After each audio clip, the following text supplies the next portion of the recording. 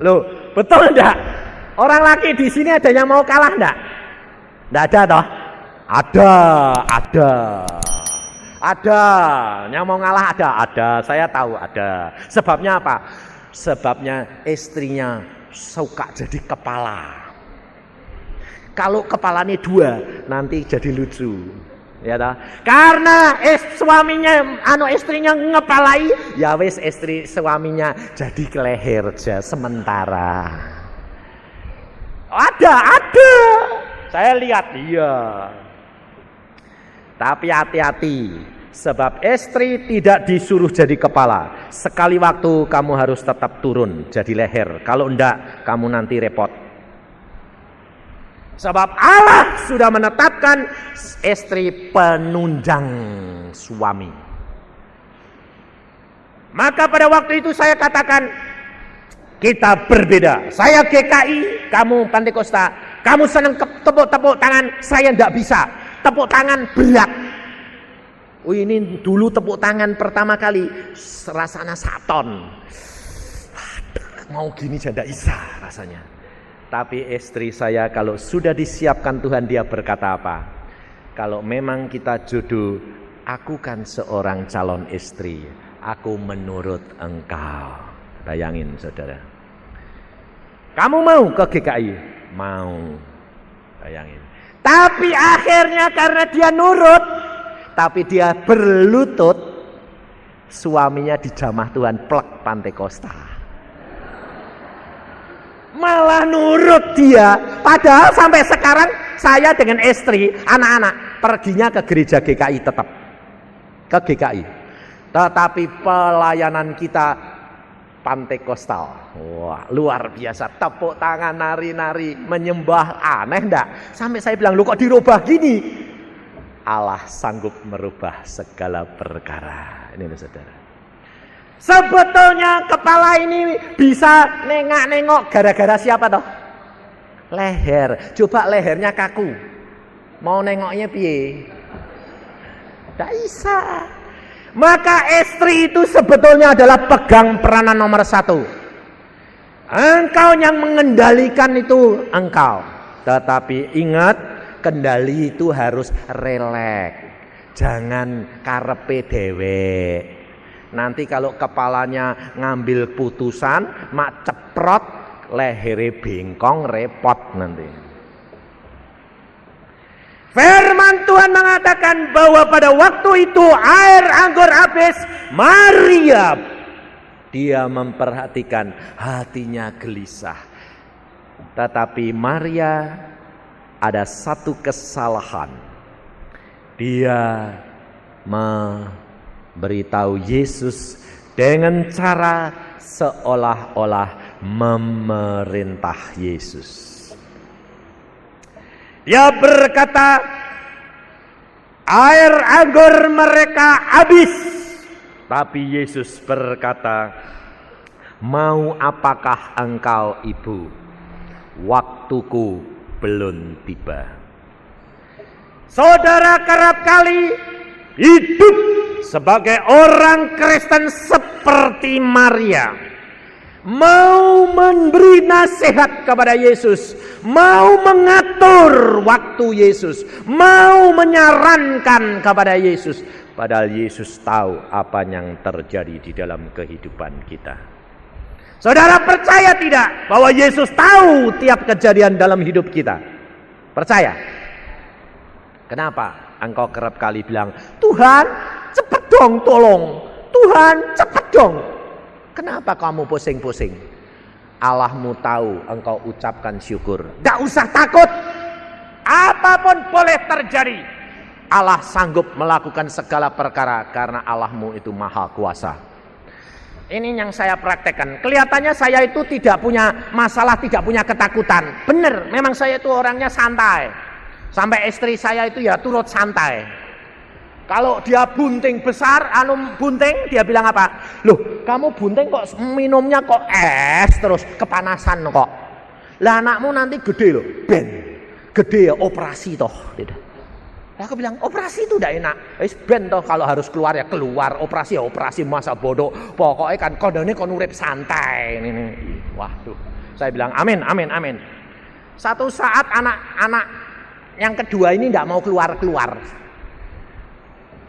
Terus sudah lebih dari anunya itu tidak mau. Akhirnya apa? Saudara tahu, mau keluar sungsang. Terbalik, dokternya bilang, wah tidak bisa ini, mesti dioperasi. Ya istri saya bilang, operasi ya operasi, Ben. Saudara tahu, hamba Tuhan saya bilang, Om, anakku ini kok tidak mau muter-muter, kok sungsang terus sih Om. Hamba Tuhan tuh ngomongnya saenake. Istrimu suruh berangkang, nanti anaknya jempali. Saudara tahu, saya bilang, praktekin setiap perkataan hamba Tuhan mesti jadi. Tak suruh berangkang sungguhan dalam tempat tidur. Kayak kebo, berangkang. Terus melakukan berangkang. 2, 3, 4 kali saudara tahu. Diperiksa dokter besoknya, malik. Sampai dokternya bilang, loh kok malik? Kok keluar normal, saudara tahu. Nah, saudara tahu. Ini saya praktekkan itu waktu saya di Jakarta. Waktu di dalam persekutuan, ibu ini ada seorang ibu perutnya besar mengandung, nangis terus. Dalam persekutuan ini nangis terus. Lalu saya berdoa, Tuhan, itu ibu kenapa sih Tuhan kok nangis terus? Dia takut dioperasi. Dokter sudah berkata, besok pagi mau operasi. Anaknya sungsang. Terus Tuhan ngomong, kau kelingan ndak istrimu? Oh iya, nah, sekarang kue katakan dia. Nanti tidak diketawai Tuhan. Wong aku ya dokter gigi ya tahu mosok kon berangkang kayak kebo. Dulu itu kan aku mau mainan sama istriku kok. Katakan. Setelah selesai saya doakan dia. Saya katakan, Ibu kenapa engkau menangis? Aku takut operasi Pak Yusa. Besok mau dioperasi masuk rumah sakit. Anakku ini tidak mau balik-balik nyungsang.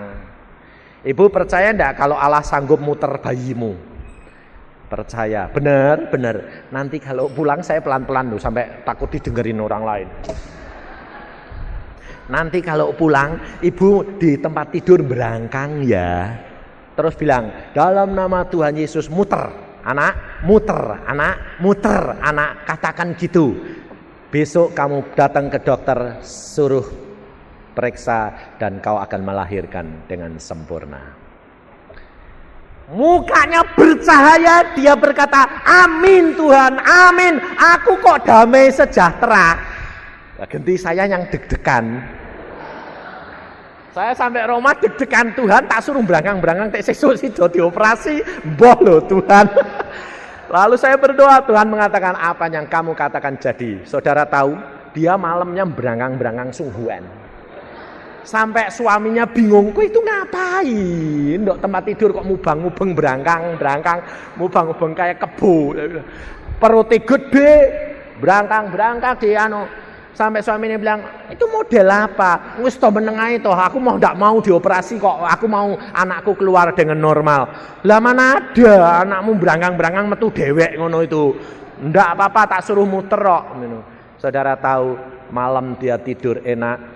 Besoknya mau masuk kamar operasi diperiksa dokter. Loh kok sudah siap mau keluar, kepalanya sudah di bawah. Kok istimewa gini nih ibu, diputer? Enggak dokter, muter sendiri. Loh kok cepat? Ya wong semalam kok bisa muter ya? Ngapain? Berangkang. Lo resepnya siapa? Ada pendetanya ngomong. Lalu lusanya ketemu saya, dia bilang, terima kasih ya Pak Yusa. Kenapa? Memang bisa muter sungguh. Saudara tahu, Allahmu itu segala perkara yang tidak mungkin jadi mungkin. Saudara tahu, luar biasa. Saya sendiri ngalami perkara-perkara yang seolah-olah itu mustahil. Tetapi segala perkara itu jadi, saudara.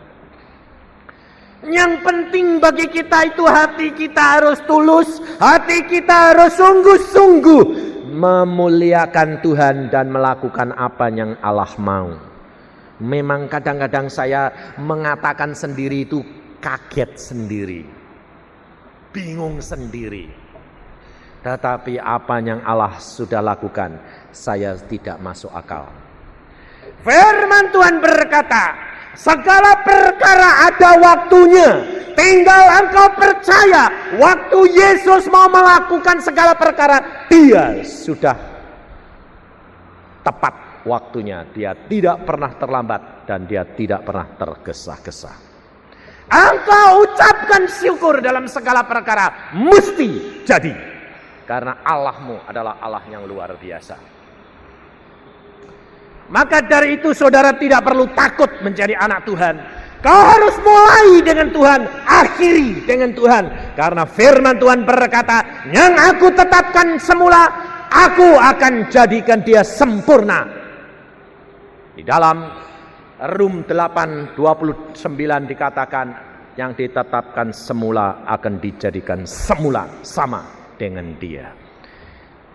Di dalam Rum 8, saya akan bacakan. Jangan saudara terpancang kepada yang terdahulu menjadi yang terkemudian. Terpancang yang ini, yang ditetapkan semula, ia akan menjadi serupa dengan dia. Rum 8:29. Sebab semua orang yang dipilihnya dari semula, mereka juga ditentukannya dari semula untuk menjadi serupa dengan gambar anaknya, supaya ia anaknya itu menjadi yang sulung di antara banyak saudara. Jadi kalau engkau dan saya ditetapkan semula, engkau harus akhiri sama dengan Yesus, sempurna adanya. Jangan engkau takut menghadapi kekurangan. Jangan engkau takut menghadapi segala pencobaan. Sebab Allah sudah mengatakan, orang yang kawin ini kekurangan anggur, boleh. Tetapi apabila engkau mulai dengan Yesus, Yesus sanggup melakukan segala perkara dan menolong pada waktunya. Yesus tidak pernah terlambat. Tetapi ada sifat Maria yang istimewa. Yang kedua, sifat Maria yang istimewa apa? Dia tidak membantah Yesus pada waktu ditegur oleh Yesus. Dan dia berkata kepada pelayan-pelayan, apa yang Yesus katakan, kamu lakukan. Ini rahasia keberhasilan anak Tuhan. Apa yang Yesus katakan, itu yang engkau lakukan. Kalau rema sudah tiba, saudara dan saya punya Roh Kudus. Roh Kudus sudah diberikan kepada kita. Kalau engkau di dalam kesulitan, di dalam segala perkara, engkau berdoa, kemukakan masalahmu, ucapkan syukur, tunggu sampai Yesus berfirman. Kalau rema sudah tiba, engkau lakukan, mesti jadi. Sebab rema yang tiba itu tidak masuk akal. Tetapi kalau engkau melakukan, itu tandanya engkau percaya. Yesus berkata, isi tempayan itu dengan air penuh-penuh. Padahal tempayan itu untuk air, untuk apa? Untuk cuci kaki. Air tempayan itu untuk cuci kaki.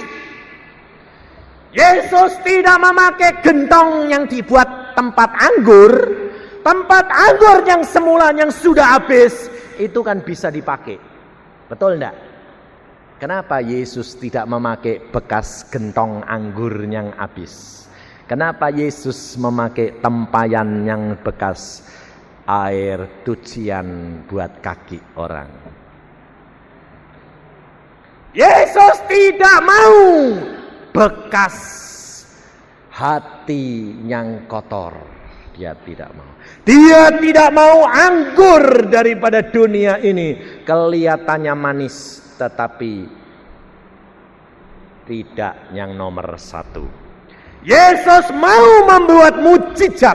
Yesus mau membuat suatu kenyataan yang lain. Yesus memakai tempat bejana bekas air cucian yang kotor, itu yang Yesus mau ubahkan menjadi anggur yang manis. Yesus berkata, aku datang mencari orang berdosa, tidak orang yang benar. Orang yang merasa dirinya benar, mempunyai air anggur sendiri, Yesus tidak memerlukan dia. Dan Yesus tidak perlu cawan-cawan yang seperti itu.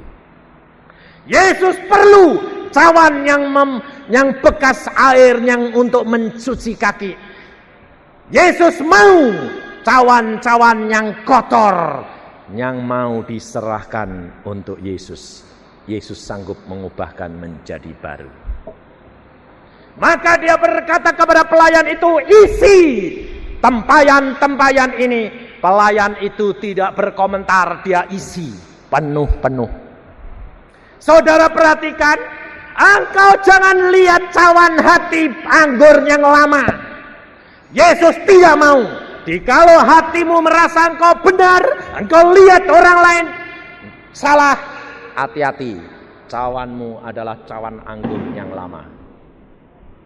Cawanmu adalah cawan anggur yang lama. Yesus tidak suka hal itu, dan engkau akan mengalami kerugian, tidak mendapatkan air anggur yang baru, yang murni, yang sempurna.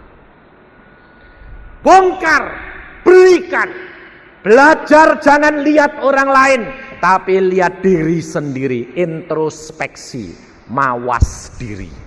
Itu yang pertama. Tuhan suka. Dia berkata kepada saya, Yusa, lihat cawan hatimu, lihat pikiranmu. Saudara tahu, jangan lihat orang lain, jangan lihat hamba Tuhan yang lain, lihat kamu sendiri.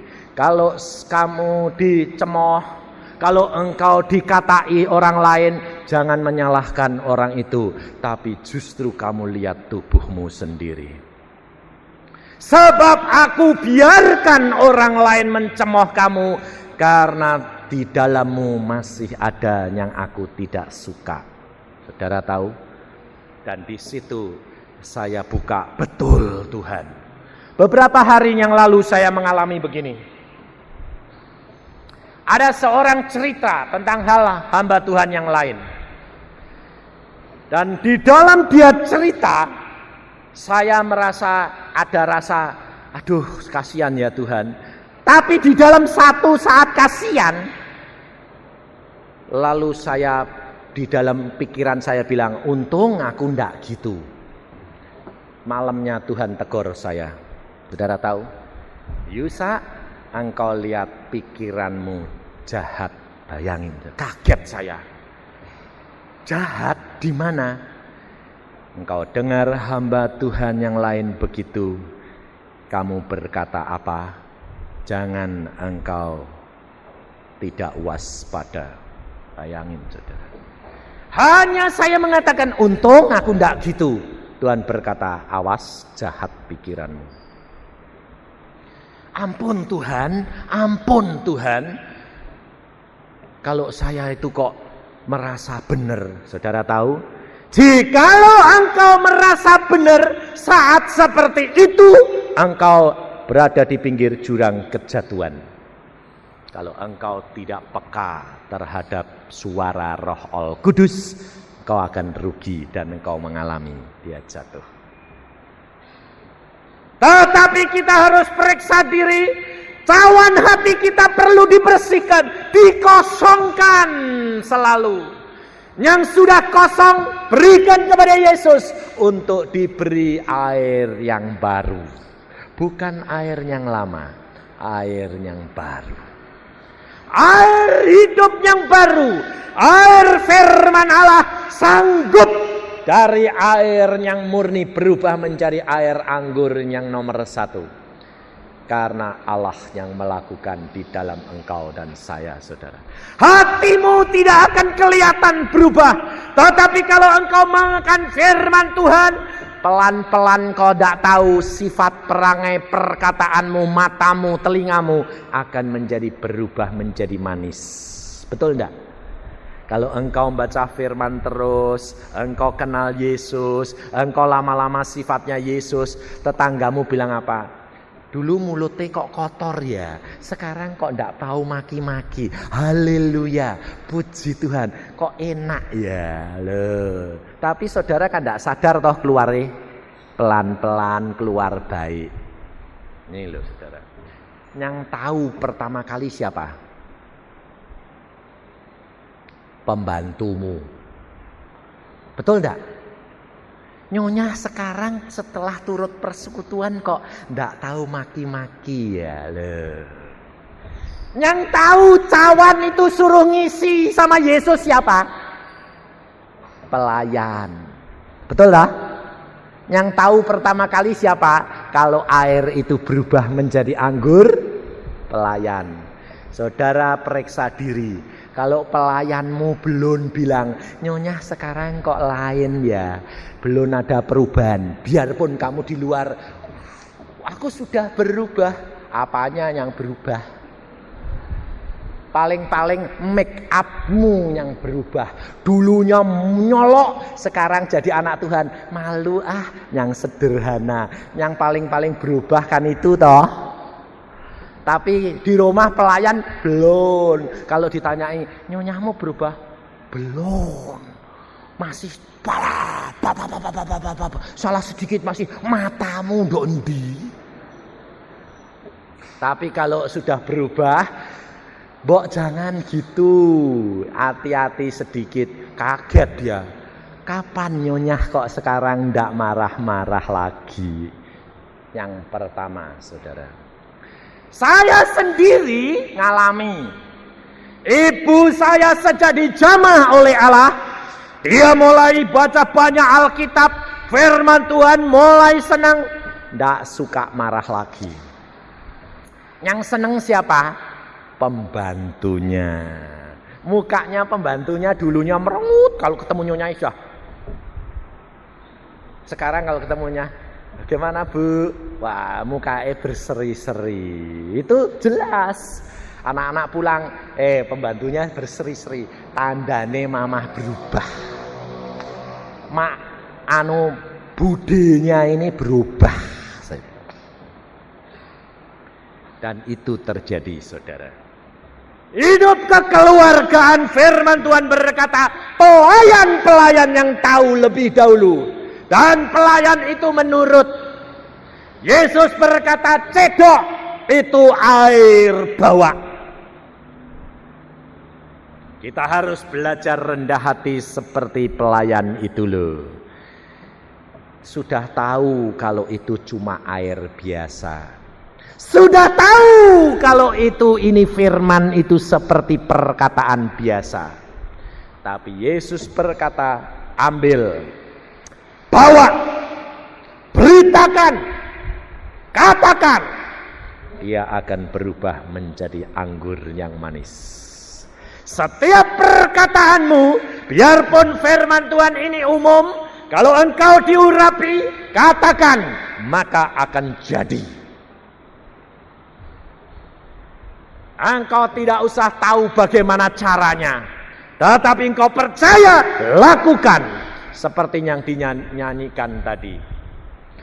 Hanya karena nama dia segala perkara dapat terjadi.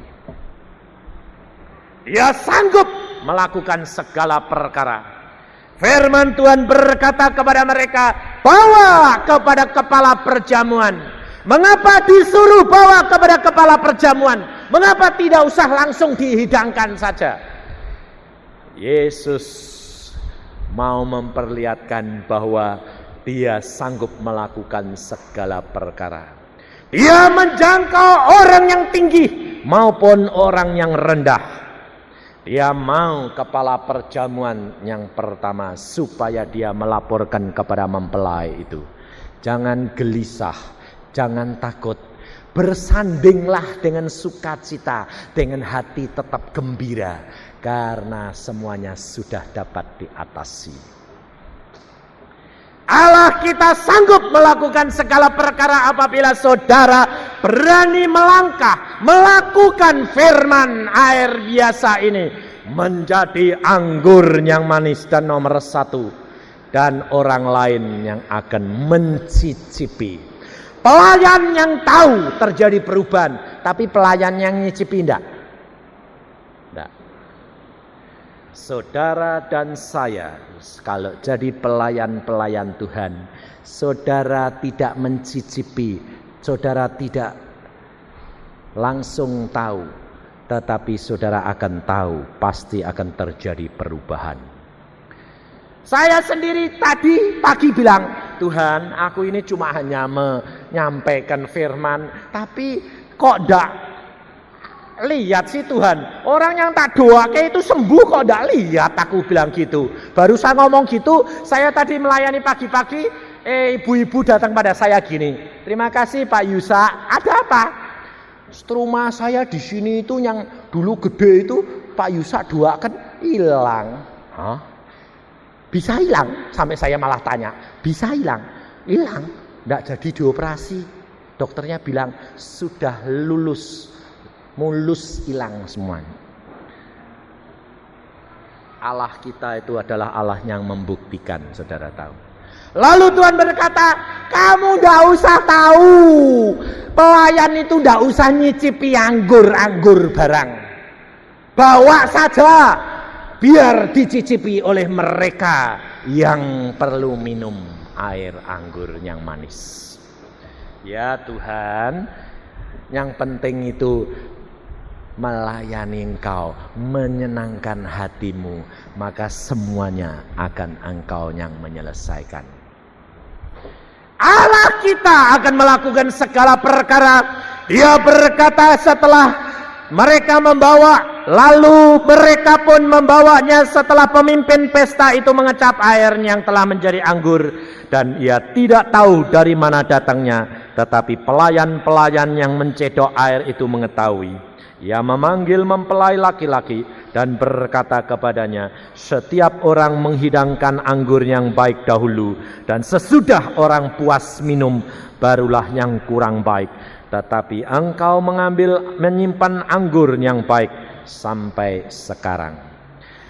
Saudara perhatikan, kita di dalam dunia ini sudah mulai mencicipi air anggur surga. Firman Allah ini mulai kita kecap, mulai kita masukkan, maka di dalam hati harus terjadi perubahan menjadi anggur. Tetapi anggur yang kita makan minum sekarang masih belum yang nomor satu. Kenapa? Masih bercampur dengan air biasa daripada kita sendiri. Tetapi waktunya akan tiba, kita akan dijamu di dalam kerajaan surga. Kita akan murni minum dan makan anggur yang sungguh-sungguh murni. Maka dari itu banyak anak Tuhan saya tanya, saudara ini hidup di mana? Oh, masih di dunia. Jangan berkata begitu. Engkau hidup sekarang sudah mulai hidup di dalam kerajaan surga. Sedang di dalam masa peralihan. Di dalam dunia ini kita sudah hidup di dalam kerajaan surga. Bagian daripada Allah, hanya belum sempurna. Dan di dalam pengikisan dalam dunia ini diperlukan untuk engkau menjadi sama dengan Yesus. Kalau engkau sudah dididik dengan dicuci dengan air ini, air hidup, engkau akan berubah menjadi anggur yang manis, dan pada waktunya engkau akan menikmati semuanya. Mari kita berdoa.